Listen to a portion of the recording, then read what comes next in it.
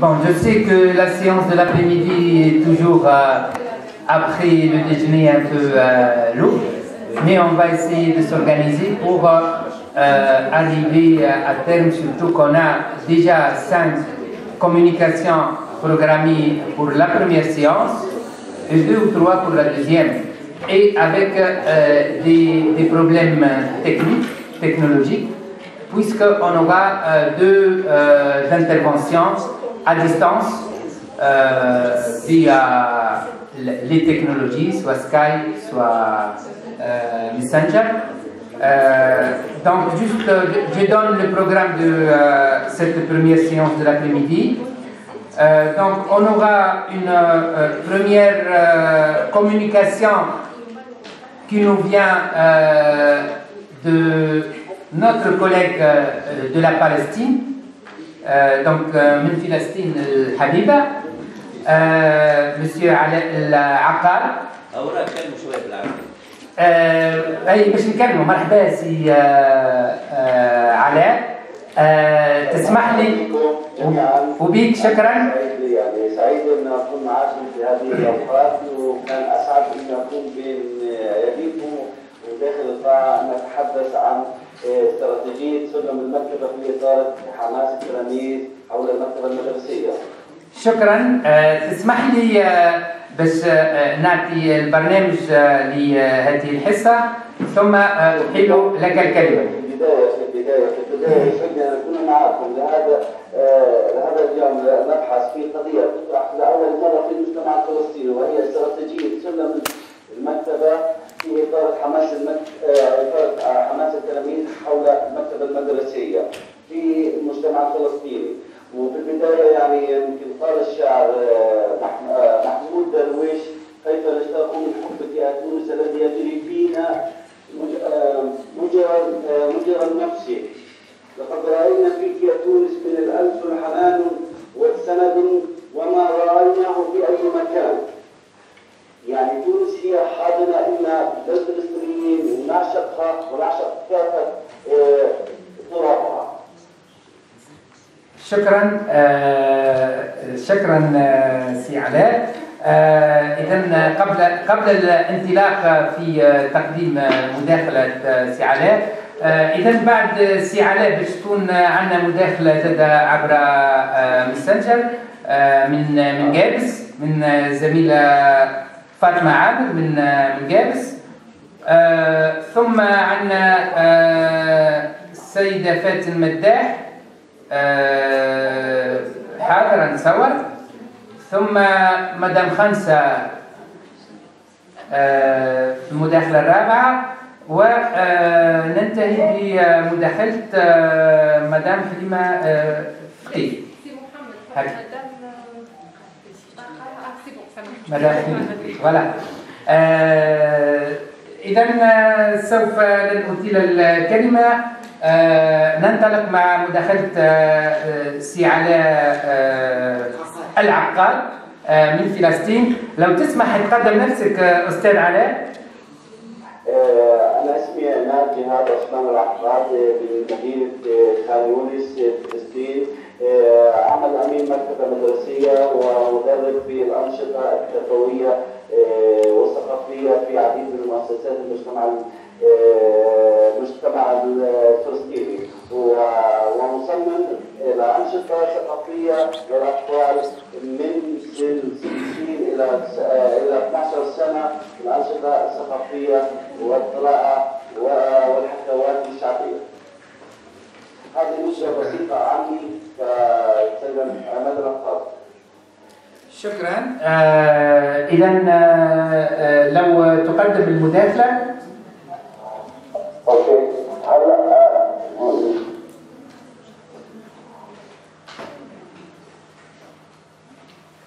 الو. أي نسمع فيك. بداية على الشريحة الثانية، وهي مسألة البحث عن المكتبة المدرسية. هي المكتبة الموجودة في وحدة التعلم الرسمي في البيئة التعليمية الابتدائية والمتوسطة والثانوية، التي تعد جزءا لا يتجزأ من أنشطة المدرسة ذات الصلة، وهي مركز للموارد التعليمية لدعم تحقيق هذا التعليم المدرسي. الفرد السبع تحقيق هذا الهدف يجب ان توفر المكتبه المدرسيه بنيه تحتيه التي يمكن تلبيتها معايير الخدمه بالاضافه الى مجموعه قويه وعلى ذلك ويجب تنفيذ المكتبات المدرسيه كمنطق تعليمي بالغ اهميه بكافه الفعاليات العليا على ذلك. وسائل التطور الان والتكنولوجيا اليوم بسرعه فان دور المكتبات كمصدر للمعلومات طويل للغايه وضروريه غايه في المدارس. أسئلة البحث العلمي هي استراتيجية السلم في إطار حماس التلاميذ حول المكتبة المدرسية حتى تحقيق المكتبة المثالية. هذا الهدف. السؤال الأول: ما هو استراتيجية السلم المكتبة المدرسية؟ هل حقق سلم المكتبة أهداف المكتبة التي أتى من وصول من أجلها؟ بعد ذلك نبدأ إلى هدف البحث الأساسي هو يهدف البحث إلى معرفة تجربة استخدام التجديد سلم المكتبة لمعرفة الإيجابيات والمواقف التي تستخدمها استراتيجية سلم المكتبة من وجهة نظر أمناء المكتبات المدرسية. يعني تسأل هذا هنفوت احنا في حدود البحث الحدود الاول الموضوعيه هي تطوير امنا في تبقى رقم 6 هي حدود موضوع تطوير امناء المكتبات المدرسيه بوزاره التربيه والتعليم في فلسطين. الحدود المكانيه هي مدارس المرحله المتوسطه والثانويه في فلسطين. الحد الزمني هو الفصل الدراسي 2008. الموضوع تدريب امناء المكتبات المدرسيه على استراتيجيه سلم المكتبه في اطار حماس التلاميذ حول المكتبه المدرسيه.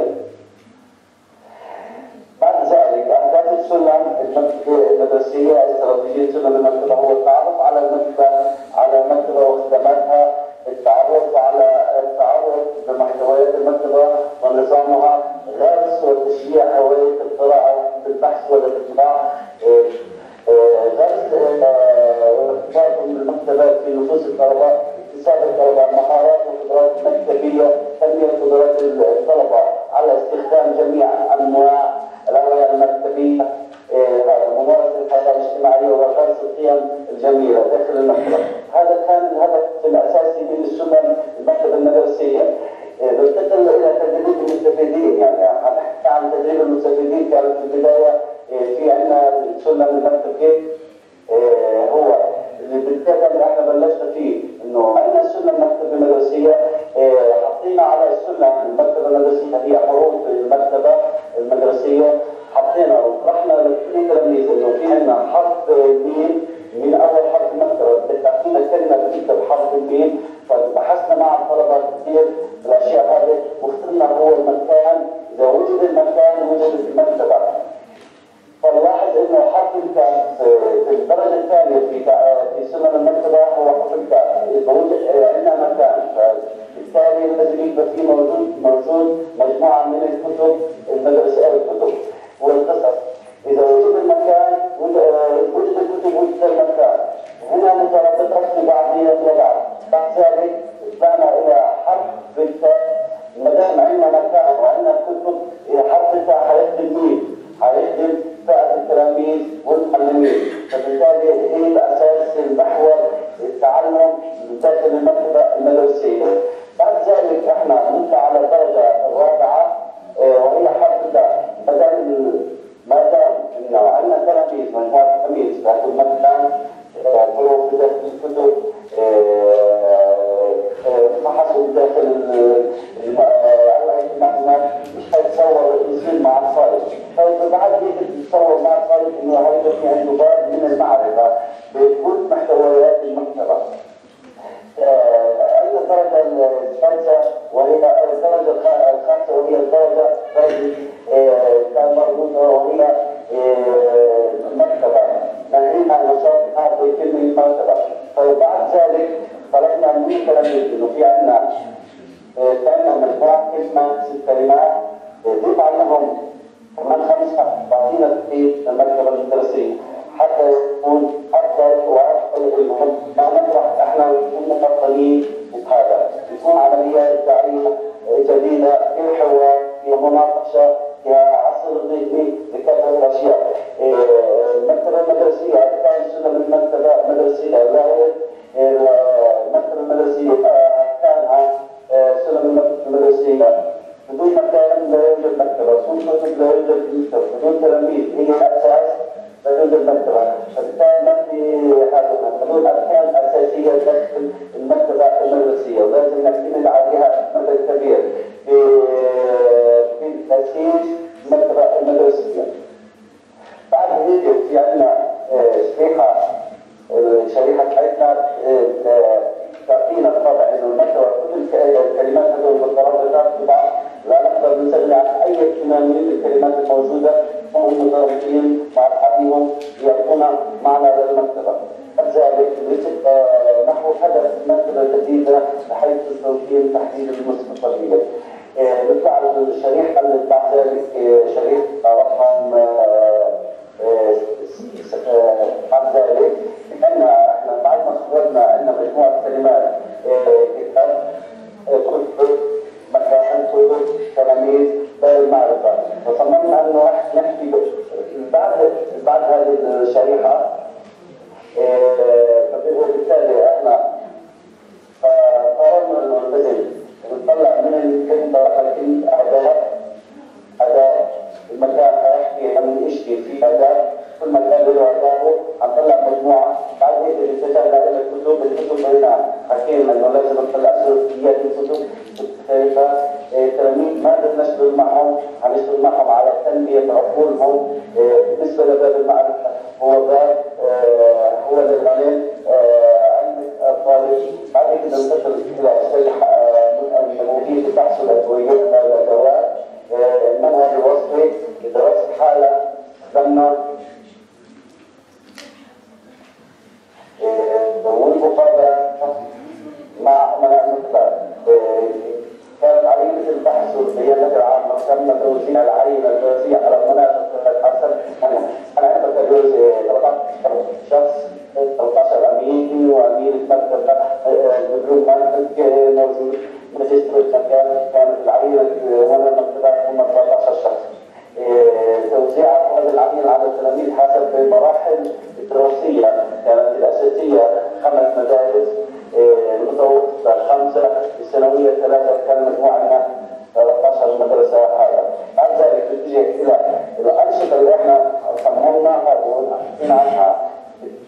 إنه بعد هيك إنه في مكان حنتكلم عن مجموعة أنشطة تتنفذ مع الطلبة مع التلاميذ. نتجه إلى مكان خذ مكان في أداء تعريف المكتبة، أهمية المكتبة، مكتبات المكتبة المدرسية، آداب المكتبة، الأنشطة المكتبية، أصدقاء المكتبة، المطالعة.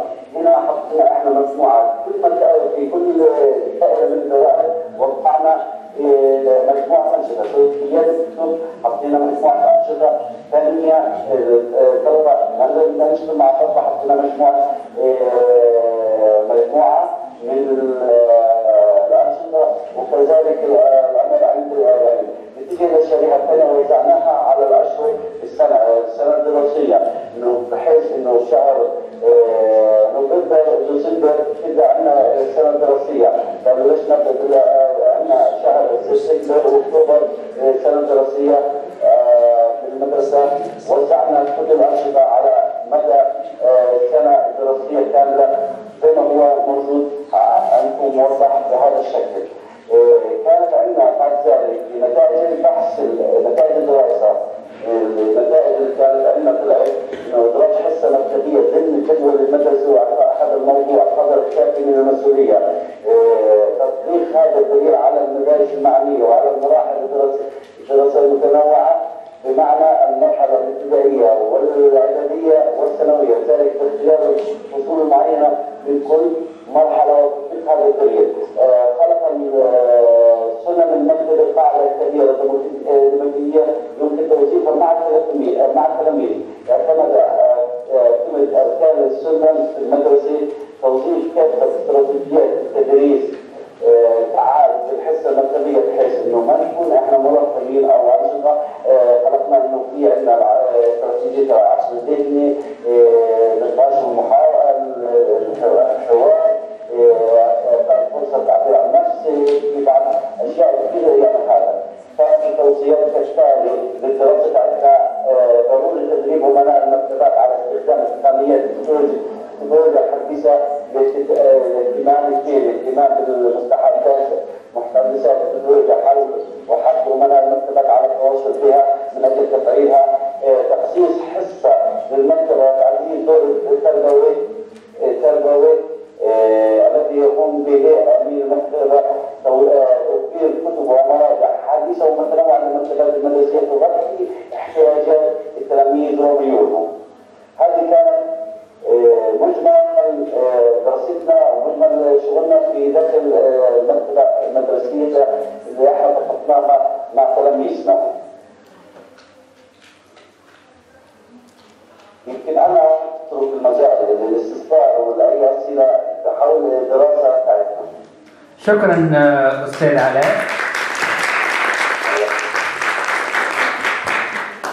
شكرا على هذه المداخلة القيمة وعلى هذه التجربة التي قمت بها في ضمن سلم المكتبة الذي طرحتموه. أترك المجال للقاء لأي تساؤلات أو تفاعلات مع هذه المداخلة.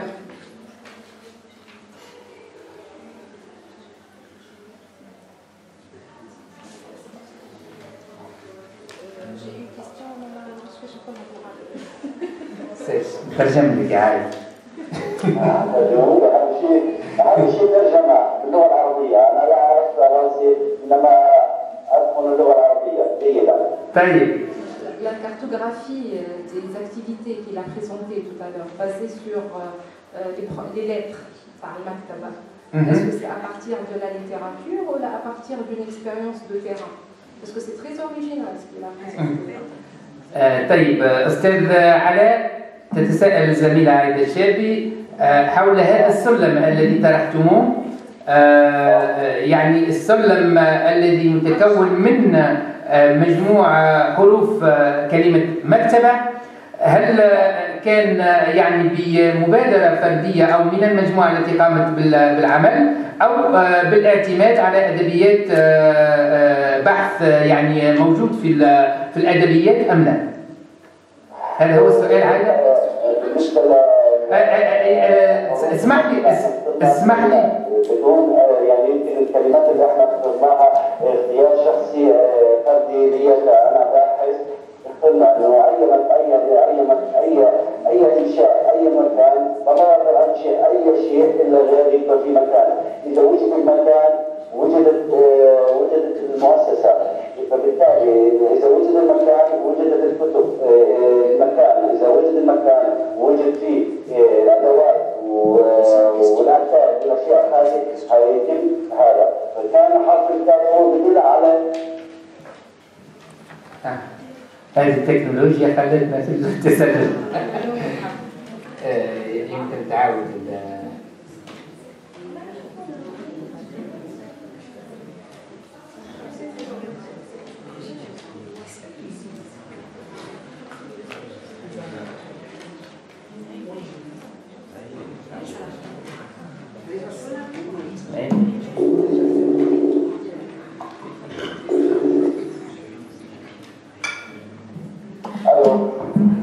تفضل.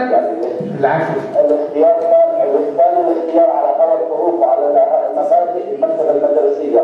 كشخصي كان هذا لا يوجد اي مكتبه بدون مكان، اذا مكان موجود مكان وجدت المكتبه، اذا وجدت الكتب وجدت المكتبه، اذا وجد التلاميذ وجدت الخدمه المعرفيه.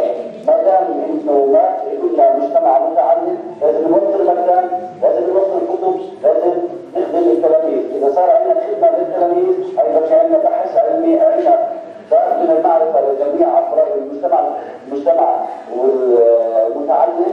كذلك هيصير عندنا في النهايه نباز من العلوم المستندة فيها في كافة اسمح لي، واختيار الأنشطة كيف كان؟ اختيار الأنشطة على هو ميول الطلاب، اخترنا على هو أساس. إذا مكان دائما كل مكان له أداء، اخترنا أول شيء المكان اخترنا مجموعة أشياء إنه فعلا إنه نساعد فيها تلاميذنا ونساعد فيها. دائما المكان هو الأساس الأداء، فاخترنا كلمة أداء وطلعنا منها مجموعة أنشطة. لازم نعرف عن المكتبة المدرسية، أهمية المكتبة المدرسية، مقتنيات المدرسة المدرسية. لازم هذا في البداية إنهم يعرفوه أداء المكتبة. كيف أنا بدخل كان تلميذ بدخل داخل المكتبة ويدخل داخل المكتبة بدون يميز بين الرقم العام والرقم الخاص اللي موجود على الكتاب. كمان في الأنشطة المكتبية، إيش احنا في داخل الفترة هذه إيش الناس في أنشطة مكتبية، إيش فعاليات المكتبة، أصدقاء المكتبة إيش قيمتهم، إيش موجود لهم دور داخل المكتبة المدرسية وين هم هذا، الاستعارة الكتب، كيفية استعارة الكتب، كيف أنا بستعير الكتب، قوانين استعارة، نضع مع بعضنا البعض ونطلع بأشياء. هذا جميل. هذا كان الأساس، والمكان احنا اخترناه لأنه من المكان طلع كلمة آداب، وكل آداب فيه له أدبيات خاصة. لاحظنا إنه من كل مكان داخل المدرسة المكتبة إلى أدبيات. لو رحنا على غرفة المدير إلى أدبيات، غرفة الصف الدراسة إلى أدبيات. فاخترنا كلمة آداب هي أشمل وأجمل. بالنسبة كمان للأنشطة الثانية بالنسبة للكتب، احنا بنخترنا عمل كتب سلوكيات الكتب. هنا في كتاب له سلوكه الخاص وتعبيره الخاص، يعني نحكي عن تاريخ الكتابة، عن مصادر المعلومات، أجزاء الكتاب، إنه لازم الطلبة أجزاء الكتاب، التصفح، كيف أنا بتصفح كتابي، الموسوعات العامة كيف أنا بتعرفها، القواميس، الأقاليس. حطينا مجموعة هذه المراجع، الدوريات، الرسائل الجامعية، كل هذا بنحكي عنه مع التلاميذ حتى يبقى في عندنا يصل مرحلة الجامعة يبقى في عنده خلفية عن كافة سلوكيات الكتب وكيف إنه يبحث في هذه الكتب. بالنسبة كمان يعني رحنا على التنمية، قلنا احنا ايش بدنا نشتغل مع الطلبة، بدنا نشتغل نعرفهم عن المكتبات بشكل عام، انه في مكتبات عامة، في مكتبات خاصة، في مكتبات مدرسية، حتى يبقى في عنده. بدنا نحكي عن البحث العلمي، بدنا نحكي عن الحافة الجدارية، بدنا نحكي عن المقال العلمي، اعداد المجلات العلمية، اعداد الملخصات، اعداد البحث العلمي، كذلك شبكات الانترنت، اعداد الطفل. هذه الاشياء لازم انشطه هم يعرفوها، يبقى عندهم عشان العلم جيل قارئ وثاني كل ما نزل فيه. اما باتجاه باب المعرفه فبالتالي انه هذا خصصنا يمكن الثانويه اكثر. باب المعرفه انا بتعرف شو باب المعرفه عندي، فاخذنا اقسام دي والعشره هي المعارف العامه. بدنا نعرف عن المعارف العامه ايش فيها مجموعه الكتب، ايش بضم فيها. هنروح على الديانات، هنروح على اللغات، هنروح على الفنون، على الادب، العلوم التطبيقيه، العلوم التطبيقيه، العلوم الاجتماعيه، الفلسفه وعلم النفس. نشرح لهم كل هذه الاشياء حتى يبدا يعرف وين انا بدي ابحث على الكتاب الموجود بداخله، المعلومه تاعته. شكرا. عندنا 2 أسئلة أخرين، ممكن نكتفي ب2 أسئلة. تفضل مدام. شكرا. حبيت نقول اللي طريقة التدخل هي طريقة وقع استعمالها لدراسة تصورات التلاميذ. هذه الاعتماد على مكونات الكلمة من الحروف، تقطيع الحروف الكلمة إلى حروف، واستعمال كل حرف من أول كلمة لدراسة تصورات خاصة الأطفال الصغار على ما أعلمه أنا في نطاق التصورات حول ما هو التكاثر عند الإنسان والحياة الجنسية عند الإنسان، وذلك لدراسة هذه التصورات عند الأطفال الصغار. وأفيك مع avec un niveau de formulation مع صيغة علمية تناسب التطور العلمي عند كل التطور الفكري عند كل سنة أو عند كل تلميذ. ويقع على أساس هذا التقسيم حسب الحروف اختيار الكلمات المناسبة التي تتلائم ومستوى التطور الذهني عند التلميذ لصياغة برامج التدخل أو برامج التكوين حتى مع الأطفال الصغار. هل هذه الصياغة هل هذه هي الطريقة التي وقع اعتمادها في البحث، أي أن البرامج وقع تكوينها بمعية التلاميذ، أو أن المدرس هو الذي اختار ووجه هذا الاختيار؟ الأنشطة تقصد؟ أي هو هي هذه الطريقة يقع اعتمادها لدراسة التصورات، ودراسة التصورات هذه تمكن من بناء المفهوم بمعية التلاميذ، والتلاميذ هم الذين يساهمون أو يشاركون في وضع تخطيط لهذا البرنامج التعليمي. شكرا. هل سمعت السؤال؟ لا، أنا ما سمعت السؤال كويس، أنا كان بعيد شوية، أنا الصوت عندك أقرب منها. طيب، مدام تعودت السؤال بالميكرو هذا لو سمحتي بإجازة.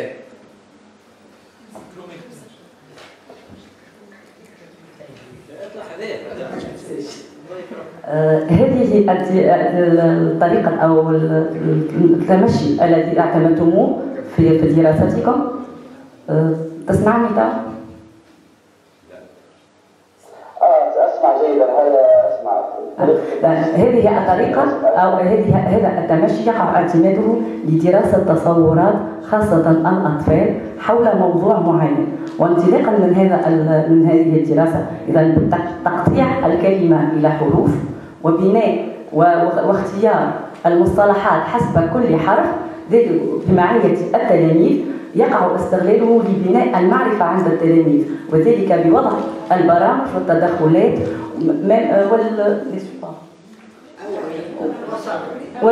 والوسائط المستعملة لبناء مفهوم معين. هل هذا هو نفسه في نطاق دراسة تصورات اجتماعية بالنسبة للتلاميذ؟ هل وقع تشريكهم في وضع البرامج واختيار الوسائل التي وقع استعمالها والبرمجة هذه البرمجة حسب الأشهر وقع اعتماد أو تشريك التلاميذ فيها، أم وقع اعتمادها من طرف المدرس فقط؟ شكرا. أستاذ شكرا كثير لك على كلمتك وعلى توجيهي للسؤال. يعني أنا في البداية يمكن هذا على خبرتي في مجال تصميم الأنشطة الثقافية والمكتبية، خبرة لا تقل عن 15 سنة في هذا المجال. يمكن أنا استخدمنا الأنشطة وتوزيعها على الأشهر هي السنة الدراسية بتبدأ من عندنا من سبتمبر وبتنتهي عندنا في مايو. وزعنا هذه الأنشطة، مجموعة الأنشطة كيف احنا حندير هذه الأنشطة. في البداية لازم نهيئ أي مكان، لازم نهيئ عمله، لازم نهيئ المكان، لازم نشوف هذا. فبالتالي كان تقسيم درج الأشياء معنا الحروف والكلمات تدرجا مرتبطين ارتباط متسلسل مع بعضهم البعض. لا نقدر نفرق بين المكان والكتب والتلاميذ ودار المعرفة والمكتبة، فبالتالي كلهم هم مترابطين، وبناء هي الأساس للدراسة تاعتنا، إنه يبقى في عندنا بيننا وبين التلاميذ حوار. كيف أنا أتحاور، كيف أضع القوانين، كيف أنا أعرف أعرف على المكتبة المدرسية، ما أقولش أنا مبطن، يبقى في عندي استراتيجية حوار، استراتيجية التعلم المباشر، كمان في عندنا العصر الذهني، نشتغل العصر الذهني داخل مع التلاميذ حتى نطلع جيل أفضل. وكانت هذه على خبرتي السنوات ووضع الخطط وكتابة المشاريع، هذا كانت هي أفضل الكلمات وأفضل الأشياء اللي ممكن احنا ندل عليها ونشتغل فيها. شكرا. إن شاء الله وصلت. شكرا. عندنا السؤال الثالث. هو الحق تفضل أستاذ. هو الحق جاوب على السؤال تاعي، بصح معليش نعيدوه بطريقة أخرى. السلام عليكم أستاذ عماد. وشكرا كثيرا على المجهودات الجبارة التي تقومون بها إثر حماس التلاميذ من ناحية المكتبة. أولا المشكل الذي يصادفنا نحن في إثراء حماس تلاميذ المدرسة أو طلاب الجامعة هو المكان. يعني هل في تجربتكم أو استراتيجيتكم هل قمتم بمقاييس تقنية وضعتوها على المكان؟ المقاييس المقننة في المكان، في تحديد المكان للمكتبة المدرسية، وهل هذه المقاييس المقننة هي واحدة أم هناك اختلاف بين المكتبات الجامعية والمكتبات المدرسية بما أنها المكتبة المدرسية لديها مستويات؟ شكرا. هذا السؤال يأتي من الجزائر الشقيقة أيضا. بالنسبة لاختيار المكان كان هو مهم جدا. احنا أخذنا العينة البحثية تعرفنا في كافة محافظات الوطن في فلسطين. أخذنا عينة في رفح، أخذنا عينة في خان يونس، أخذنا عينة في غزة، أخذنا عينة في منطقة الوسطى، أخذنا عينة في الخليج، في رام الله، في سكيت، في الخليج. هذه العينات ونابلس، هذا أخذنا العينات منهم العشوائية، وتم تدريب فئة أمناء المكتبات بطريقة مباشرة أو تجميعهم. كان في بعض الصعوبات كانت بتواجهنا، إنه في الشق الثاني في الضفة الغربية رام الله ونابلس وطرطان وبلجيكا كان التواصل معهم عبر السكايبي وتدريبهم على بعض التقنيات والاشياء اللي احنا نحكي عنها سلم المكتبه. وهذه النتائج بعد ذلك وضحنا انه كانت الدراسه تاعتنا هو عن منهج الوصفي وبعدين المقابله والمشاهده. في بعض الاشياء كنا ننزل على مكان في تلاميذ شوف الانشطه، شوف تفعيل حماسهم، كان دافعيتهم لهذه الاشياء موجود معهم. كنا نتابع ونشاهد وندون هذا. كان في عندنا عينه تقريبا 520 طالب على عينه البحث اشتملت منه. في البدايه كانوا ما بعرفوا شيء عن المكتبه، اصبحوا كانوا بعد ذلك بعد الدراسه عرفوا ايش قيمه المكتبه المدرسيه وصاروا يحثوا باتجاهها. في ناس كانوا ما بعرفوا يكتبوا البحث العلمي، تعلموا كتابه البحث العلمي، ما هي المقالات العلميه، المجلات، الاشياء، كيف تصفح كتاب، ادبيات. كنا نضع هذه الاشياء وكان كثير في تحمس لهم، وكل ما نزيد احنا تحمس يعني احنا اخترنا كلمه حماس، مش وضع هذا اخترنا يعني دافعيه، قوه، الاتجاه، يعني الاخذ بالكتاب. يقول الله في كتابه خذ الكتاب بقوه يا يحيى، خذ الكتاب بقوه. يعني احنا هذه الاشياء اللي احنا حبينا نزرعها بين التلاميذ، ويبقى في عندنا جيل مثقف متعلم نهيئه لبدايه يدخل الجامعه يعرف شيء المكتبات الجامعيه، المكتبات العامه، وانه ممكن يبحث في المعلومات اللي فيها، كيف يستخدم مصادر الانترنت، وين يبحث في اي شبكات، المكتبات الالكترونيه. شرح لهم كل البرامج اللي احنا بنحكي فيه عشان نأهلهم لسوق الجامعه والتعلم في داخله. شكرا استاذ. شكرا. شكرا على هذه المداخلة وعلى كل الأجوبة. ممكن ننتقل إلى المداخلة الموالية. إلى اللقاء، السلام عليكم. إن شاء الله تكون فرصة أخرى معك في تونس إن شاء الله. في سؤال ثاني؟ إن شاء الله تكون فرصة ثانية معك في تونس إن شاء الله. إن شاء الله. فهل نقول لكم شكرا؟ فلم أسمع من العاشقين يقولوا شكرا، ولكن شكرا لأنكم أنتم. إن شاء الله نلتقي غدا على أرض أختكم فلسطين. هذه كلمات الشاعر محمود درويش، وأتمنى أن أكون المرة الجاية أو في الأيام القادمة في تونس، وأنا وضعت جدول لهذا العمل تبع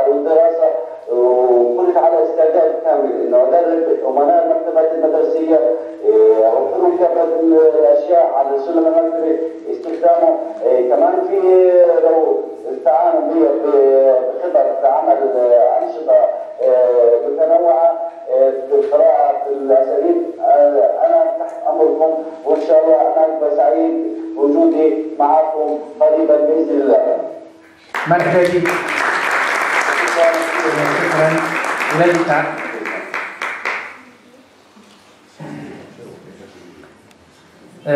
طيب نواصل في المداخلة الثانية مع فاطمة عامر.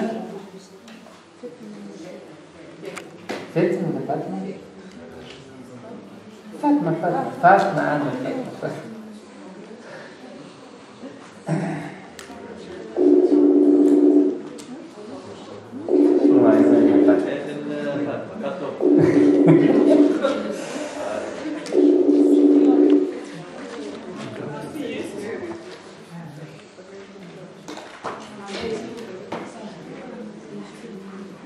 الو يا فاطمه. فاطمه انا نقول لهم فاطمه ما يقولوا لي فاتن. يا اخي في التصويره طلعت فاطمه.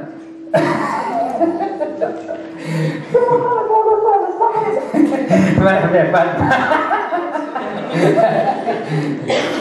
باهي فاطمه مرحبا.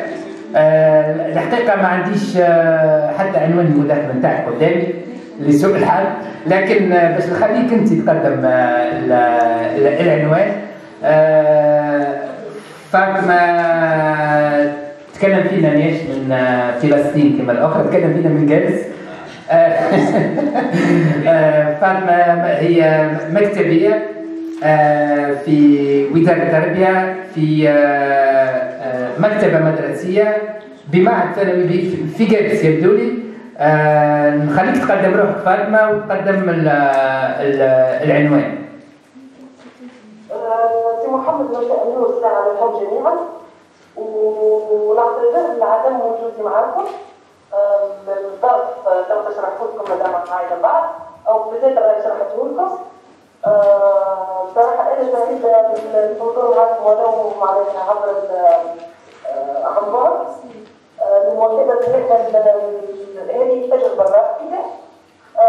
كما ذكرت محمد فاطمه عامر مكتبي في ولايه جابس، تحديدا في معهد ابن العربي الهيثم المنطقه، يعني مكتبه مدرسيه. مداخلتي تكون حول تنشيط المكتبه المدرسيه.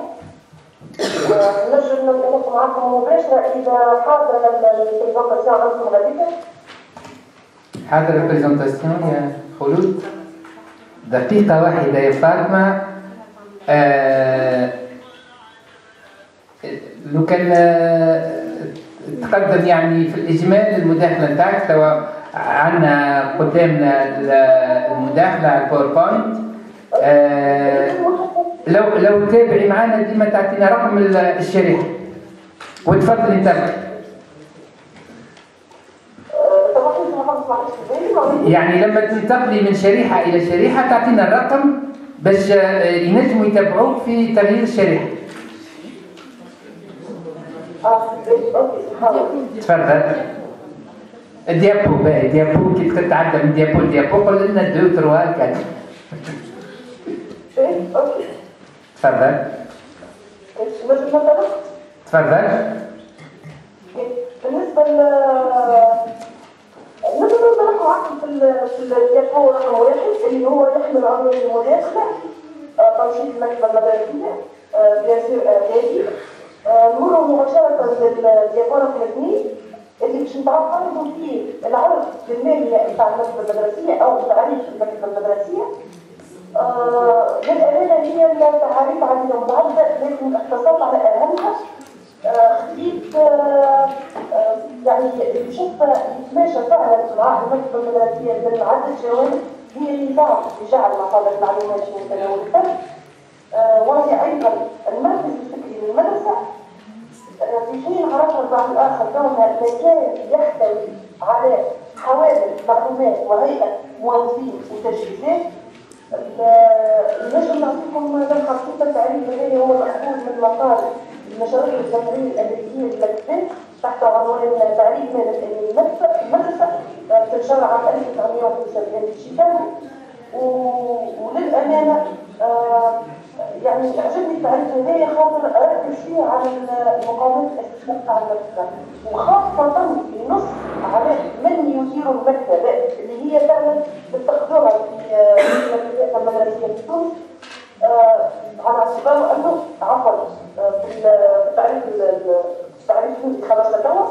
إذا هي في مفهوم الحديث مجموعة منظمة من مواد مطبوعة وغير مطبوعة موجودة في مكان واحد داخل المدرسة تحت إشراف فني متخصص. إذا كما قلت هو أخذ عن مقال في الجمهورية الأمريكية يقر بأن المكتبة المدرسية تحتوي على حوالي معلومات وهيئة موظفين تشريعية، وهي أيضا مجموعات منظمة من مواد مطبوعة وغير مطبوعة تحت إشراف فني متخصص. كما قلت الحاجة المهمة في التعريف هذايا أنه يجب أن تكون تحت إشراف أو تسيير مختص في علوم المكتبات والتوزيع. نمر للأهداف يقول إذا توفير الكتب والمواد الأخرى بما يتماشى مع مطالب المنهج الدراسي واحتياجات التلاميذ. الهدف الثاني هو إرشاد التلاميذ إلى اختيار الكتب والمواد التعليمية الأخرى. الهدف الثالث تنمية المهارات اللازمة لاستخدام الكتب والمكتبات ومصادر المعلومات. هذه أبرز الأهداف اللي يمكن أن نركزوا عليها في المكتبة المدرسية. ثم نمر إلى اليابان الموالي اللي باش نستعرضوا في الوظائف نتاع المكتبة المدرسية، وهي توفير خدمات وموارد للتعلم تجعل من المستفيد ناقد ومفكر. يدعم العاملون بالمكتبة المدرسية استخدام مختلف الموارد المتاحة مطبوعة وإلكترونية. ولهنا بالنسبة للوظيفة هي تبرز دور المكتبي، يعني خاطر نقول العاملون بالمكتبة المنطق أو المفروض هو كونه مكتب يسير المكتب. نمر إلى الوظيفة الثالثة. تعتبر المواد التي توفرها المكتبة المدرسية مكملة ومعززة للكتب المدرسية والمواد التعليمية. لهنا بيان المكتبة المدرسية تكون مختلفة نوعا ما عن بقية المكتبات من حيث وظيفتها في تكملة البرنامج الدراسي. خاطر في النهاية المكتبة هي فضاء بذات للمطلع حاجة أولى، لكن المكتبة المدرسية يجب تكون عندها علاقة بالبرنامج الدراسي اللي طبعا ما يتنافاش مع وظيفتها الرئيسية اللي هي المطالعة والاطلاع وتطوير الكفاءات والملكات الفكرية عند الطفل. هذه الوظائف هي مأخوذة عن بيان الاتحاد الدولي لدراسات المكتبات وعملاء المكتبات في الإسلام واليونسكو.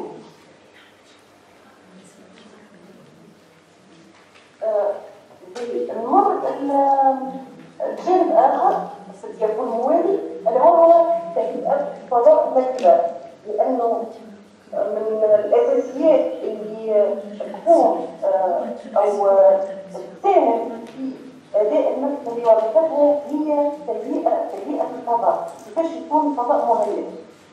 إذا نركزوا في المكتبات المدرسية.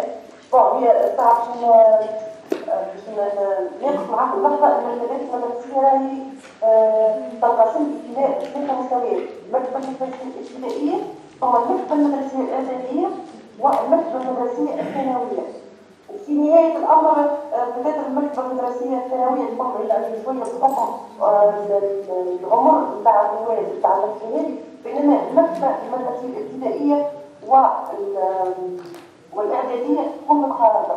وفي مجملها ما تبعدش برشا على خاطر ديما انك توفر مكان مريح بأي طريقة كانت، هذاك ضرورة تجلب انتباه الصغير والكبير على حد سواء. إذا من ضمن الأشياء اللي راح تكون في بيئة المكتبة هو استعمال الألوان، خاصة في الابتدائي، خاطر الصغير أكثر حاجة تجلبه هي الحاجات اللي تجيب راحة نفسية. الألوان من الأشياء اللي تبع الراحة النفسية لدى الطفل.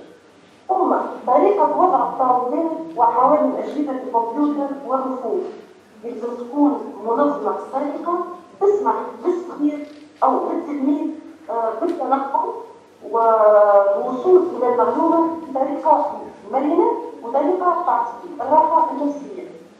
ثم طريقة أخرى يمكن في الحديث عن الطريقة النفسية هي طريقة وضع الوثائق التي تكون كلامية، يعني نسعى عن تصنيف الكتب أو عرض وإتاحة الوثائق على جعل الوثائق التي تجلب انتباه الطفل تكون في الواجهة، لأنه بالنسبة لنا أهم حاجة تخلي التلميذ يدخل المكتبة هي الأشياء التي تجلب الانتباه، سواء من ناحية الشكل أو من ناحية المضمون. المضمون يكون طرد العناوين لأنه هي تتمشى خاصة مع الثانوي. واضح؟ واضح. المر العملي اللي هو تجميع الأنشطة في علاقة بالفضاء الداخلي والخارجي للمكتبة. تنقسم إلى نوعين من الأنشطة الداخلية، يعني اللي تقام تحديدا داخل جدران المكتبة، ثم الأنشطة الخارجية هي التي تتجاوز سور المكتبة سواء نسبة بسيطة في مساحة أو مكتبة مجاورة أو أحيانا حتى من مدينة إلى مدينة تنشطها في الأمثلة التطبيقية. نمر لليقظة بعض. الأمثلة عن الأنشطة الممكن استثمارها هي باش تكون بطريقة نظرية تحليلية، يعني متاحة للجميع ونجم نضرب يعني أنا نشوفها من الأمثلة التقليدية ألا وهي إعداد نشرة أو وثيقة أو مجلة حقيقية تعلق في مكان بارز من المدرسة، تلخيص كتب، تلخيص أشرطة صوتية. هذا فيما يخص أمثلة عن الأنشطة ممكن استثمارها. للأمانة الأنشطة هي عديدة ومتعددة، لكن اقتصرت على البعض كما قلت حضرتك أنشطة تقليدية، وإحنا أحوجنا في وقتنا هذا خاصة مع النمو التكنولوجي أنشطة مبتكرة هو بإذن الله نشوفها في الجزء الثاني في عرض لأهم التطبيقات اللي وضعت في بعض المجالات. تعالوا نراجع كما تشوفوا معايا الصفات الواسعة المكتبي التحليلية. لهنا بصراحة شفت أنه ربما البعض يعتبره عنوان مسبق، لكن أنا نشوفه ضروري وجوده على خاطر أن كما قلت المكتبي عنده دور هام جدا في تنشيط المكتبة المدرسية. إذا من ضمن الصفات الواجبة على المكتبة التحليلية هي الاستقبال والتواصل الجيدان للرواد، يعني مرونة في التعامل مع الرواد من أجل ترغيبهم في وجود المكتبة. حاجة أخرى بشاشة المعاملة والبسمة الكاملة، وهي بالفعل نقاشات أساسي خاصة مع كبار السن، لأنه من الأشياء يا إما المكتب يا إما يكون عنصر تقريب وعنصر جلب أو يكون عنصر منفر. الصغير عادة يحب البشاشة، يحب المعاملة الجيدة، يحب كلمة بالدارجة وساعة بال، معناتها إنه يكون ذا صبر معه. ثم تفهم المستفيد، تفهم المستفيد بمعنى إنه تكون تحاول توصل لنفسية المستفيد شنو هو يحب، شنو هو طالب من المكتبة. أحيانا يجيب المكتبة خاطر باش يرتاح، تكون مريحة، معناتها يجيب شيء هو راغب إنه يرتاح، يزالش خليه يستقبلوه المرة الأولانية يدخل المكتبة من أجل الاستراحة، المرة الثانية يجي معلومات، المرة الثالثة يولي رائد من المعلومات الفعلية.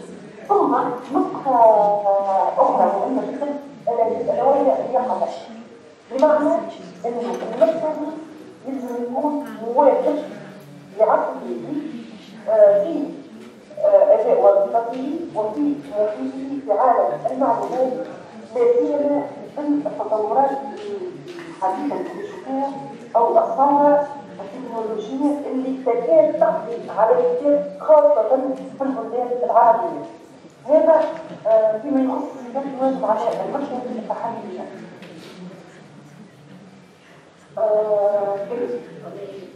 بالنسبة لي إجراء الأول هو نظري بحث عليها تقسيم زوجها بشكل نظري. المرض اللي يكون موالي واللي مرض بالفعل ممكن أهم كانت في العرض الثاني أو في المداخلة النوعية المناهج التي تطلق في بعض المؤسسات التعليمية وتحديدا داخل سوق المكتبات وخارجها. مش نفترض في عرض إذا كانت طبقت مع الإنجليزة مرحلة جديدة اللي هو المؤسسة التي أنتمي إليها. تقديم بسيط أول حاجة بالنسبة لي قمت بعديد الأنشطة لكن ركزت على الأهم من حيث شنو؟ شفت فيها فكرة مبتكرة وشفت فيها حاجة المكتبة لهذا النشاط. أول نشاط هو تدريب الرصيد بموارد جديدة، خاطر ديما المكتبات المدرسية للأسف تشكو من عجز، وهو شنو معناتها أكثر حاجة تجلب القارئ أو تجلب المستفيد هي الحاجة إلى المعلومات. إذا بالنسبة لي بحكم مع الثانوي طبقة حساسة نوعا ما وما انتجبش منها أي حاجة. ارتأيت وأني نمشي بالمصلحية مع تصنيع الحاجة اللي فيها مصلحة التلميذ. أنا شنو نجم نراقب التلميذ إنه يكون في المكتب. دونك التجأت إلى تجميع مواضيع وتلخيص البكالوريا اللي كانت في مرحلة أولى مستخرجة من مواقع إلكترونية كما منتديات عديد من الأساتذة التعليم الثانوي أو موقع الإنترنت، يعني وزارة التربية أيضا معناتها عندهم موقع فيه وسائل تهم خاصة تلاميذ البكالوري. هذا كان أول. ونعطيكم بالصورة الآن بداية ما نعرفش واضح عندكم ولا لا. خلينا نشوفوا بالنسبة للمواضيع في البكالوريا عملناهم بشكل كتيب دراسي بالجرافات، وبالنسبة للامتحانات طلعنا عليها في نقطة أخرى إذا كان نتعرض يقول البعض اللي هي فروض السنوات الفائتة المتبقية من مكتب السباعة بالمعرض. دونك لجأت للمكتب الأسبوع خذيت فروض قديمة وحاولت نعمل منها توافقي ونوفرها للمكتبة بشكل كلاسير، وبالتالي طورنا العملية إلى مطبوعات في وورد شيت بشكل كتيب خرجناهم.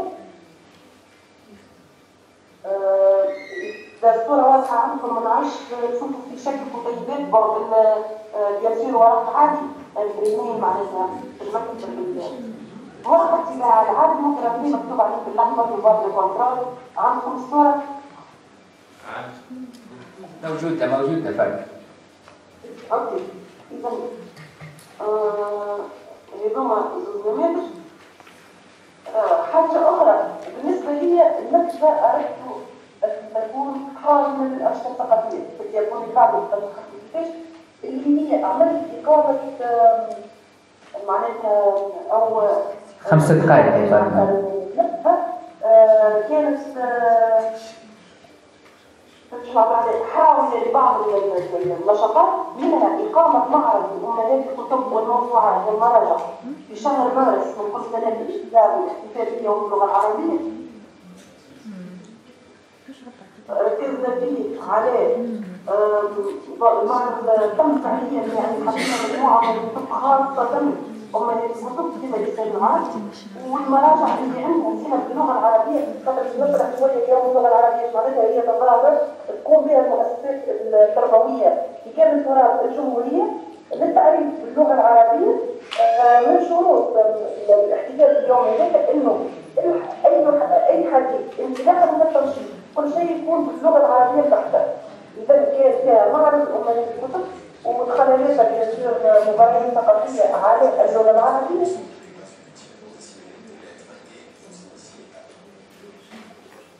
ثم بنفس السياق قمنا بإقامة مباريات ثقافية يكون بعد إقامة مباريات ثقافية يكون منطلقة تدريب فيها أسئلة وأجوبة في أوعية على المكتبة، يعني ناخذوا أثر الكاتب معين نعملوا العنوان ونسألوا على الكاتب، أو ناخذوا ملخص قصير من قصة معينة ونشوف معناها ونطلبوا من الكتاب إنهم يعطونا العنوان أو الكاتب. يعني أسئلة من النوع هذا بالطبيعة ديما الهدف هو جلب التلميذ للمكتبة. كما تشوفوا في الصور هنا عندنا صور بالنسبة للمباريات الثقافية.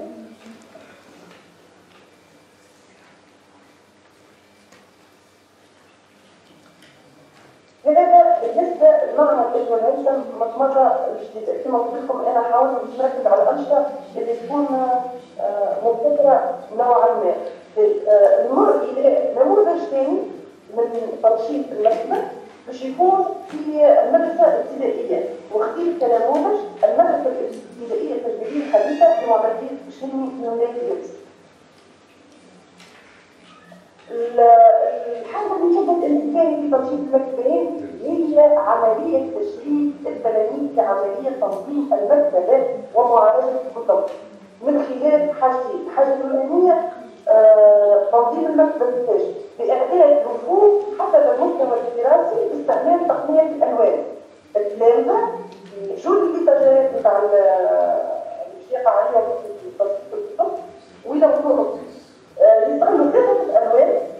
عندنا اللون الأول الأخضر يرمز بسهولة القصة عادة ينعكس مستوى تعليمي أولى ابتدائي، ثم اللون الأزرق وهو مستوى متوسط ثاني لغاية ابتدائي، ثم اللون الأحمر وهو يعكس صعوبة الأثر نوعا ما مستوى رابعة ثالثة ابتدائي.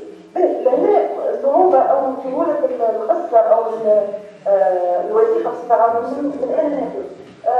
من ناحية اللغوية، من ناحية المحتوى الموضوع، خاطر مش كما قصة تاع الطفل يقرأ تحكيلي وأولى ابتدائي كما قصة سنة ثالثة أو سنة خامسة ابتدائي. لأن باش يتم عرض الصور يعني باش يتم التلميذ أنتم تشوفوا في صغيرات يلونوا في الرفوف. عندنا زوج صور، الصورة الأولى فيها اللون الأزرق، الصورة الثانية فيها اللون الأخضر، توصل بالأخضر نشوفوا الإنتاج كامل. هذا نشاط أول. يا فاطمة لو كنت تسرع شوية، فاطمة تسمع فيها؟ نعم. لو كنت تسرع شوية حتى الوقت يحسرنا. نعطيك 5 دقائق أخرى فقط.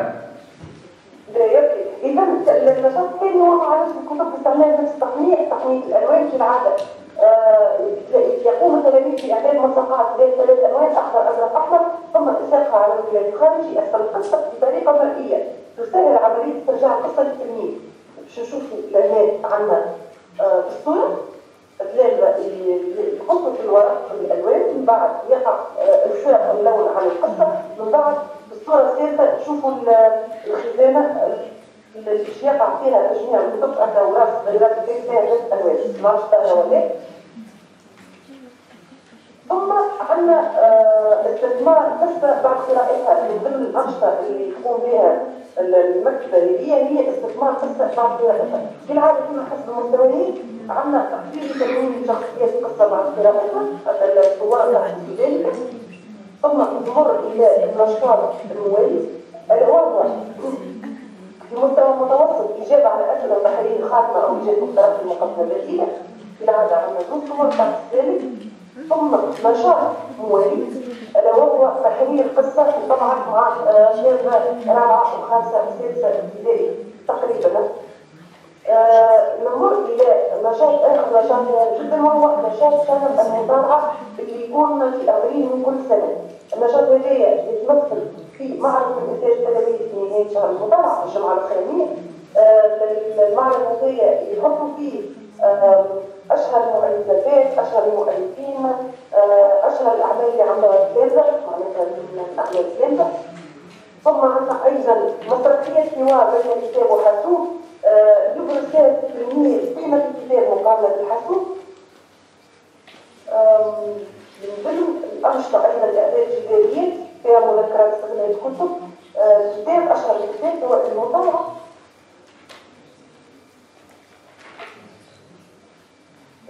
وأهم تجربة باش نحكي عليها هي انفتاح المكتبة على الوسيط الخارجي من خلال عقد اتفاقية توأمة بين المدرسة قائمة الذكر والمدرسة الدراسية عن طريق جمعية بيداغوجية عن طريق كاتب اللي هو ريكاردو مونتيسيرات. التوأمة هذه انتج عنها زيارة ممتازة مع معلمين من فرنسا. المدرسة هي في باريس الإيكول ماترنيل بيبليك في تونس. جاو الكابس ومن بعد بلاد الكابس مشوا نفس كذلك زيارات للمدرسة في فرنسا. زيارات هي توجه عليها تأليف زوج قصص. القصة الأولانية وقع تأليفها هنا في يابس بيع شراكة من البلدوك، والقصة الثانية وقع تأليفها في فرنسا ديما عن طريق الكاتب مساعدة كاتب ريكاردو. ثم نمر إلى النموذج الأخير من النماذج التي طبقت في المكتبات وهي للأمانة في دول عربية. وعلاش استأنست فيها؟ عشان تكنيك تجاربية. التجربة الأولانية هي اسمها قصة من خلال مجسدات مختلفة. المكتبة هي مكتبة للأمانة تابعة للثقافة، يعني مكتبة عمومية في نهاية الأمر، لكن هي تستقطب فقط للمدرسة الابتدائية. نماذج تطبق في الدول العربية، جزائر اسمها قصة بمجسدات مختلفة. كلام على حسب ما فهمت وقت مشيت لزيارتي هذه كانت زيارة ميدانية. مثلا هي دورة الماء استنتجوها التلامذة وعملوا لها رسم بعد ما قرأوا أثر يحكي على دورة الماء كيفاش تصير. نمر للتجربة أخرى اللي وهي المغرب. للأمانة التجربة هذه أنا خديتها من المؤتمر التأسيس عن الفرنس العربي الموحد. دكتور عبد الله السليماني في مكتبة في العادة هي مكتبة ثقافية، لكن أنا حبيت نعرضها على السادة الحضور لأنها سهلة التطبيق وبصراحة طريقة وتجذب الانتباه برشا. ألا وهي الشجرة تصبر كتبا. وسهل التطبيق عليه خاطر عادة في مدارسنا الكل سواء الابتدائية أو الإعدادية أو الثانوية ديما تلقى معناها ليتابليسمون فيها حديقة، يعني سهل باش تلقى شجرة تعمل فيها كتب تستاهل التلاميذ. هذه خاصة الناس اللي تخدم في المدارس الابتدائية، يعني تنجم تطبقها وترغب التلاميذ، وإلا حتى في مستوى الإعدادي. هذا ملخص المداخلة، إن شاء الله نكون أفدتكم. شكرا لكم، وأعتقد أن نجاوز الوقت شوية. إذا كان لازم أي استفسار أو نعرفش شكرا فاطمة على هذه المداخلة.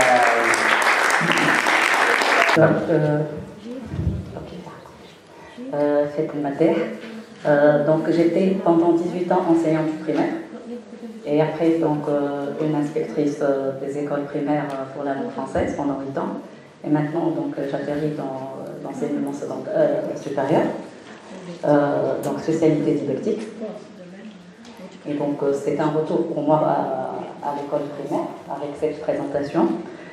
Et donc là, je voulais faire une comparaison entre ce que pensent les enseignants du primaire à propos de la...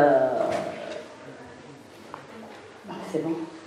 Donc la bibliothèque de classe dans les pratiques déclarées des enseignants et enseignantes du primaire surtout.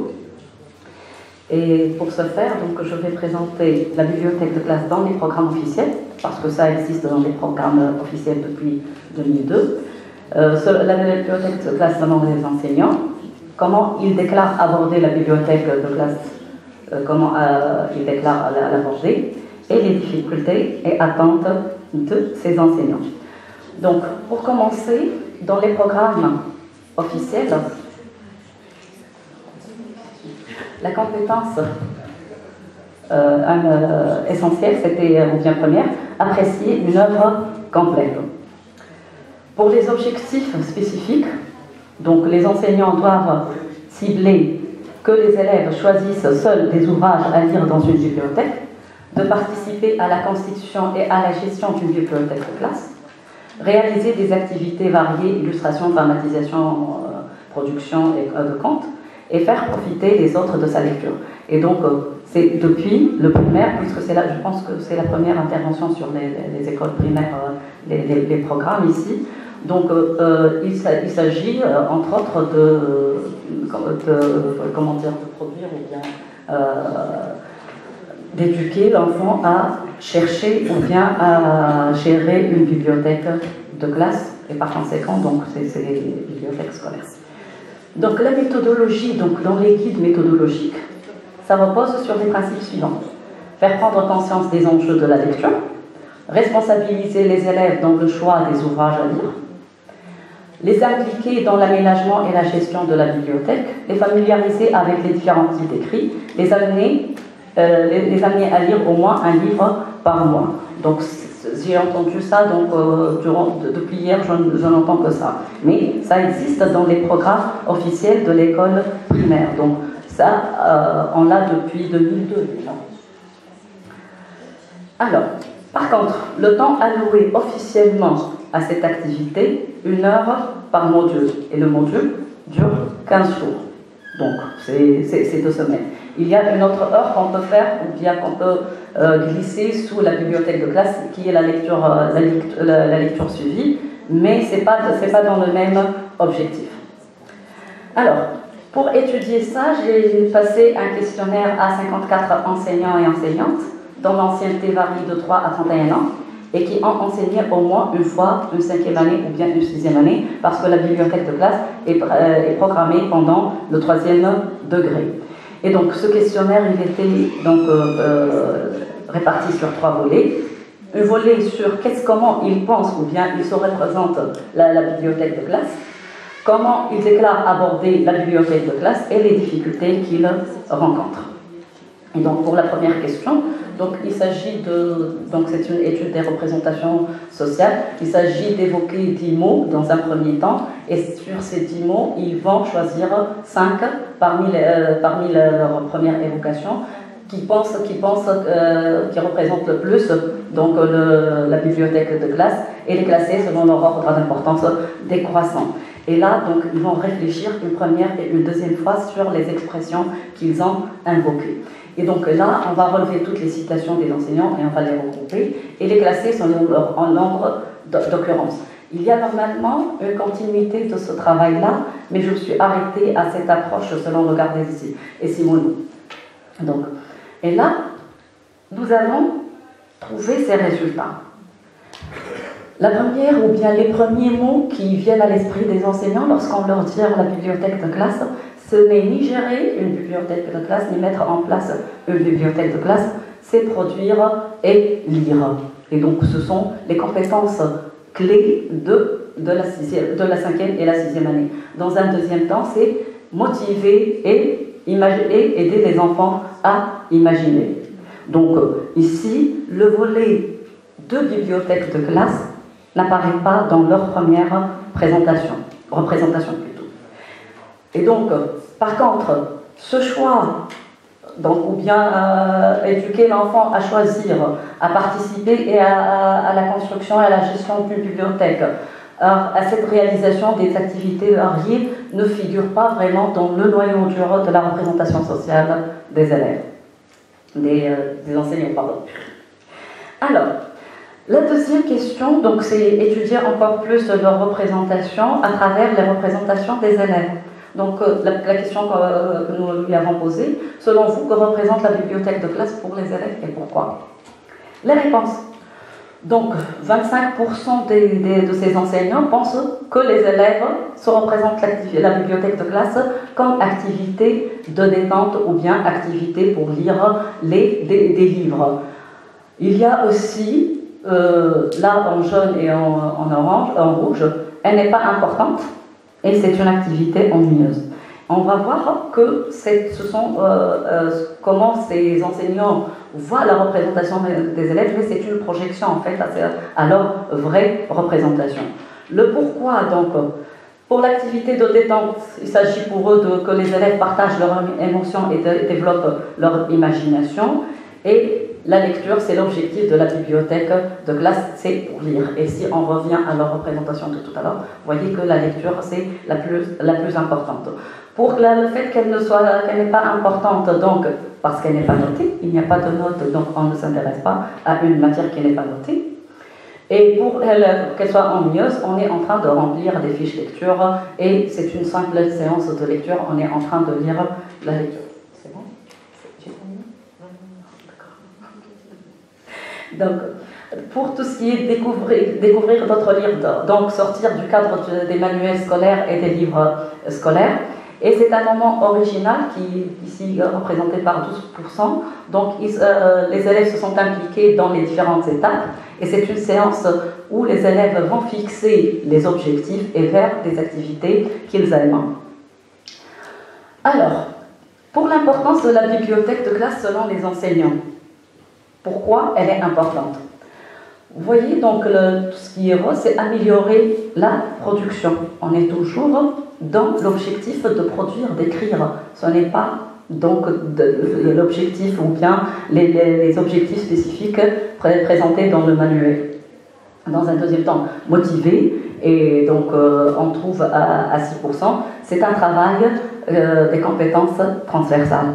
Que c'est une compétence qui est ciblée à travers aussi la bibliothèque de classe. Alors, pour les démarches à utiliser, selon les enseignants toujours, donc 8 sur 54, pour eux, il s'agit de découvrir différents livres dans un premier temps. Ensuite, les élèves font un choix justifié des livres et exploitation de ces ouvrages. D'autres, pour eux, la démarche, c'est présenter un Gantt, résumé et dessiner et dramatiser. D'autres, il s'agit de raconter, dramatiser et produire. Et vous voyez, la production vient toujours là. Mais quand même, il y a 19 qui pensent qu'il s'agit de collecter des Gantt, d'aménager une bibliothèque, d'échanger, de présenter des livres, résumer, discuter, produire et dramatiser. Et donc ça, ce qu'on trouve généralement aussi dans les manuels ou bien les guides des enseignants. Alors, est-ce qu'il s'agit d'impliquer les élèves dans cette démarche, oui ou non? Donc 56 voient que c'est oui et 8 seulement voient que c'est non. Donc le pourquoi, c'est pour les responsabiliser. Comment plutôt? C'est organiser et gérer la bibliothèque de classe, faire profiter les autres de sa lecture, jouer le rôle de l'enseignant pour voir ce dont il est capable. Donc les enseignants pensent ça, mais il faut dire que la condition des passations des questionnaires pourrait un tout petit peu biaiser les réponses parce que c'était au cours d'une séance de formation à la bibliothèque de classe. Et donc là, pour les noms, ils disent que les élèves doivent être toujours guidés par l'enseignant. Donc, selon le guide méthodologique, si on croise les réponses avec le guide méthodologique, donc annoncer aux élèves les objectifs au début, regrouper toutes les formes d'écrit dont dispose l'école, donc c'est toujours l'enseignant ici qui dirige et non pas l'élève, impliquer les élèves dans la collecte des livres après, mettre au point les outils nécessaires à la gestion de la bibliothèque. Et au cours de l'année, il faut créer un climat propice à la lecture, présenter quelques nouveaux ouvrages, et cette présentation sera progressivement prise en charge par les élèves. Cependant, l'enseignant en parallèle doivent s'assurer que les livres soient attractifs dans leur présentation, accessibles au plan linguistique et susceptibles d'élargir les horizons et cultures des élèves. Donc, les déclarations des enseignants sont plutôt conformes aux instructions méthodologiques, comme je viens de le dire. Donc, c'est un tout petit peu pourrait être biaisé par les conditions de passation des questionnaires, mais on décèle à partir de ces résultats aussi une importance attribuée à la production de l'écrit et à l'amélioration de la lecture. Quant aux difficultés rencontrées, 44 sur 54 déclarent qu'ils rencontrent plusieurs difficultés dans la mise en œuvre de la séance de la bibliothèque de classe. Et ça en relation avec les choix des livres, le manque de ressources parce que dans les écoles, ils disent donc qu'il n'y a pas de livres et s'ils doivent faire donc réussir cette séance, c'est à eux de chercher des livres. Aussi manque de temps, une seule heure par séance, par quinzaine, c'est très peu. Et surtout, donc, il insiste sur le fait qu'il y a beaucoup d'élèves qui ont des difficultés de lecture et par conséquent, ils n'arrivent pas à gérer cette séance. Les autres disent les élèves sont désintéressés et il y a un nombre assez important des enseignants qui disent je n'arrive pas à les motiver pour lire. Et ceux qui disent non, ils disent je fais avec, donc, ou bien je les laisse faire, c'est-à-dire ils laissent les élèves choisir les activités qu'ils présentent. Chaque groupe est impliqué donc, dans une séance de présenter quelque chose. Donc pour eux, les solutions proposées, il y a des enseignants qui disent j'en fais rien, donc ce qu'il y a, je le fais, donc comme ça. Il y a d'autres qui disent je profite de la séance pour faire une consolidation. Donc la bibliothèque de classe elle est marginalisée ici. Il y a donc ceux qui disent accompagner les élèves en difficulté. Les autres donc disent choisir de petites histoires pour pouvoir donc accompagner les élèves surtout en difficulté. Il y a aussi ceux qui disent essayer d'avoir une autre séance, mais ce n'est pas toujours évident. Et ça surtout pour les 6e années, parce que pour les 6e années qui passent un concours pour l'accès au collège pilote, donc on profite de ces séances pour faire aussi des révisions. Avec les élèves de la 5e année, on essaie toujours de trouver des séances pour impliquer encore plus les élèves. Donc, pour les atteintes, donc plusieurs d'entre eux ils réclament une formation dans tout ce qui est animation de bibliothèque de classe. La plupart d'entre eux, ils veulent remplacer la bibliothèque de classe par des clubs, et des clubs ici, ça manque à Nes. Donc, ils disent qu'à travers dans des clubs, on aura beaucoup de liberté d'agir et d'impliquer encore plus les élèves, parce que les élèves qui vont venir au club vont être déjà avoir la motivation de participer à ces classes-là. Donc, réviser le volume horaire, il y a d'autres qui réclament donc d'ajouter un volume horaire qui pourrait les aider à faire d'autres activités. 23 aussi presque, donc c'est la moitié qui réclame un budget pour ces livres, pour acheter des livres, pour enrichir ces ressources. Et d'autres donc exigent une bibliothèque scolaire dans les écoles. Parce que quand même, petit à petit, on a, si vous allez visiter des écoles, vous allez voir qu'on n'a plus de bibliothèque scolaire dans les écoles. Donc chaque enseignant apporte ce qu'il peut avec lui pour les livres. Il peut impliquer les parents, mais tout ce qui est commissaire régional, tout ce qui est donc ministère ne peut pas donner ça. Donc les bibliothèques de classe servent à améliorer la lecture et la production de l'écrit, quelque chose qui est important pour l'enseignant, important pour l'élève, mais qui constitue un seul axe parmi les axes de la mise en place de la bibliothèque de classe, et une influence importante des instructions dans les déclarations. Là, il faut voir sur terrain qu'est-ce qu'ils disent. Donc, plusieurs difficultés sont soulignées. Donc, ils veulent remplacer tout ce qui est bibliothèque de classe par d'autres activités. Et donc, ils réclament de revoir ou bien de réviser la place de la bibliothèque de classe dans l'enseignement de la langue française. Merci pour votre attention.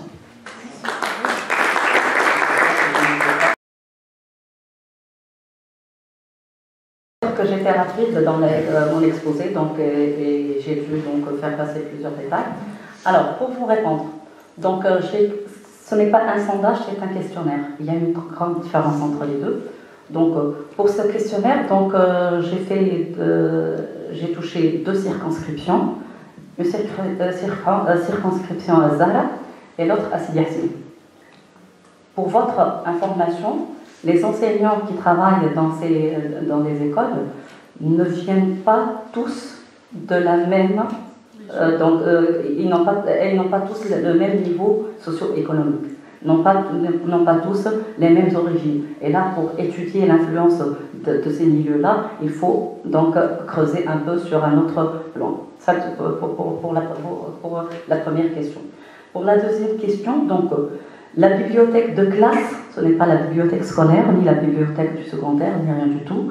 C'est une matière qui figure dans les programmes de l'école primaire à partir de la 5e année. Donc pour les élèves qui sont concernés, ce sont les élèves de la 5e année et de la 6e année. Français. Et je parle de la langue française. D'accord? Je parle seulement de la langue française. Donc c'est une matière. Elle n'est pas notée, mais elle peut être inspectée par l'inspecteur. Parce que moi, comme inspecteur, lorsque je vais chez un enseignant, je ne sais pas quelle matière il a. Et par conséquent, je peux tomber sur une leçon de lecture, comme je peux tomber sur une leçon de bibliothèque de classe. D'accord? À quel pourcentage vous êtes tombé sur une bibliothèque de classe? Pour moi, c'était pour carrière. Les plus quand même. Quand même plus que ça.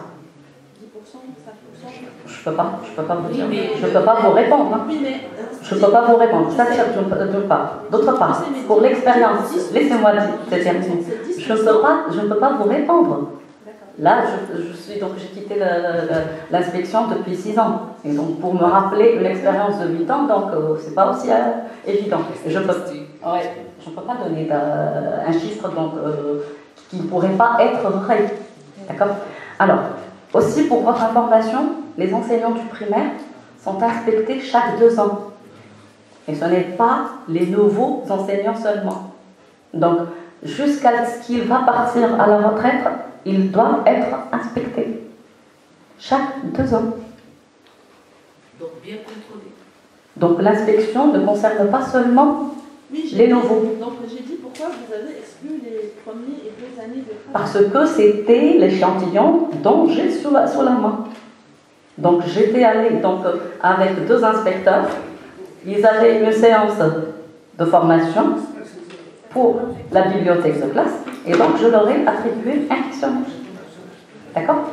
Et donc, pour la bibliothèque, lorsqu'on parle de représentation, la représentation, c'est l'image d'un objet que construit la personne dans sa tête et qui reflète, ou bien qui définit cet objet-là. Et donc, lorsque j'ai étudié cette représentation, pour eux, la bibliothèque de classe, ou bien la séance de bibliothèque de classe, ça n'a rien à voir avec la bibliothèque scolaire. Elle est vraiment ciblée sur tout ce qui est lecture, tout ce qui est production de l'écrit, tout ce qui est imagination, aider l'élève à imaginer, à développer son imagination et les motiver à lire, mais pas à gérer la classe. Or, dans la définition de la bibliothèque de classe, dans les programmes officiels, c'est entre autres dans le 2e axe, si vous vous rappelez, là, je l'ai présenté, c'est, voilà, participer à la construction, à la gestion d'une bibliothèque de classe. Donc, la construction, on parle de quelque chose de physique. De physique, oui, construire un coin bibliothèque. Là, c'est dans les programmes officiels. Mais est-ce que les enseignants se représentent ça, oui ou non? Non, je suis désolée. Oui, mais est-ce qu'ils savent que ça, on parle de... Mais ils ont écoutez, ce qui est obligatoire et officiel, ce sont les programmes officiels. Oui, je comprends, mais là, vous parlez d'une matière. Une matière, c'est pas une... C'est une matière. La matière, c'est ça le paradoxe. Donc cette matière, elle devrait construire une bibliothèque sur étage, c'est ce que vous voulez... Entre autres, sur étage, donc ce sont les élèves qui choisissent le support donc, physique. C'est plutôt la collection, on va dire. Ils vont construire un fond de bibliothèque. Voilà, comment le gérer, l'organiser, etc. Bon, on va être obligé de l'arrêter si vous voulez. On continuera la discussion à la pause café pour continuer les 2 autres communications juste après et merci.